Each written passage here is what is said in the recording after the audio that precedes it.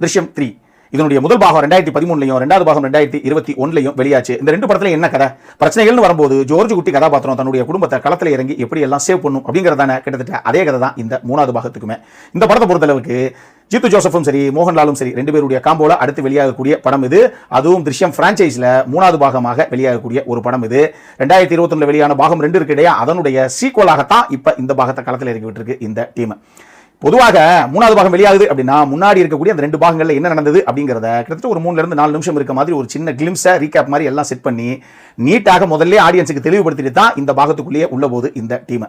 இந்த படத்தை பொறுத்தளவுக்கு இதனுடைய பலமே அந்த கடைசி 25 இருந்து 30 நிமிஷம் தான். ஜித்து ஜோசப் படங்கள்ல என்ன எதிர்பார்ப்பீங்களோ எல்லாமே உள்ள அட்டகாசமாக இருக்குது. ஆனா அது கடைசி 30 நிமிஷத்துல மட்டுமே. மோகன்லால் மீனா ரெண்டு பேரும் எந்த அளவுக்கு ஒரு தேர்ந்த நடிப்பை கொடுக்கணுமோ அந்த அளவுக்கு நீட்டாக இந்த கதைக்கு என்ன தேவையோ அதை உள்ள கொடுத்துருக்காங்க. சப்போர்ட்டிங் காஸ்ட் நிறைய பேர் இருக்காங்க. ஒரு சில சர்ப்ரைசிங் கேமியோஸும் இருக்கு. அதெல்லாம் நீங்க படத்தை பார்த்து என்னன்னு தெரிஞ்சுக்கங்க. இதனுடைய பிரச்சனை எங்க ஆரம்பிக்குது அப்படின்னா இவங்க ரீகேப் பண்ணி முடிச்சு இங்க இருந்து தாங்க மூணாவது பாகம் ஆரம்பிக்குது அப்படின்னு எங்க வந்து விட்டாங்களோ இன்டர்வல்ல அந்த இன்டர்வல் பிளாக்ல ஒரே ஒரு சின்ன சர்ப்ரைஸ் எலிமெண்ட் ஒன்று இருக்கும். அதை தவிர ரீகேப் எங்க முடிஞ்சதோ அதே இடத்துல தான் கதை சுத்திக்கிட்டே இருக்கே தவிர ஃபர்ஸ்ட் ஹாஃப்ல எங்கேயுமே கதை நகர்வு அப்படிங்கிறதே சுவாரஸ்யமாக சுத்தமா இல்ல. செகண்ட் ஹாஃப்லயே கூட நான் சொன்ன மாதிரி கடைசி 30 நிமிஷம் தான் பரபரப்பே தவிர அதுக்கு முன்னாடி வரைக்கும் கதை ஒரே இடத்துல தான் படுத்து தூங்குது. இதுதான் அந்த படத்துடைய மிகப்பெரிய பிரச்சனையே. இன்னொரு பக்கம் எந்த ஒரு கதாபாத்திரமே ப்ராப்பராக ஃபிளஷ் அவுட் பண்ணவே கிடையாது. அப்படி ப்ராப்பராக ஃபிளஷ் அவுட் பண்ணப்பட்டதா இவங்க நினைச்ச ஒரு சில கதாபாத்திரங்கள் கூட நமக்கு அது பெருசா அது ஒட்டவே கிடையாது. அது கன்வின்சிங்காக இவங்க ஃபிளஷ் அவுட் பண்ணலையோ அப்படிங்கிற மாதிரி தான் ஒரு ஃபீல் அந்த கதாபாத்திரங்கள் கொடுக்குது.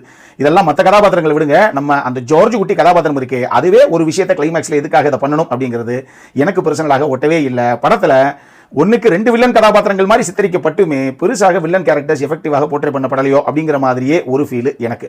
லாஜிக்கலாகவும் ஒரு சில பிரச்சனைகள் இந்த படத்தில் இருக்கத்தான் செஞ்சது. மொத்தமாக நம்மளை பொறுத்தளவுக்கு ஒரு ஆவரேஜான வாட்ச் தான் இந்த திருஷ்யம் 3. இந்த பிரான்சைஸ்லேயே வீக்கான ஒரு படம் அப்படின்னா இந்த திருஷ்யம் 3 தான். அடல் கன்னட பொறுத்தளவுக்கு எதுவும் கிடையாது, ஃபேமிலியோட பார்க்கக்கூடிய படம் தான். இந்த படம் இப்போ தியேட்டர்ஸ்ல வெளியாயிருக்கு. பார்க்கறதும் பார்க்காதும் உங்களுடைய இஷ்டம் தான்.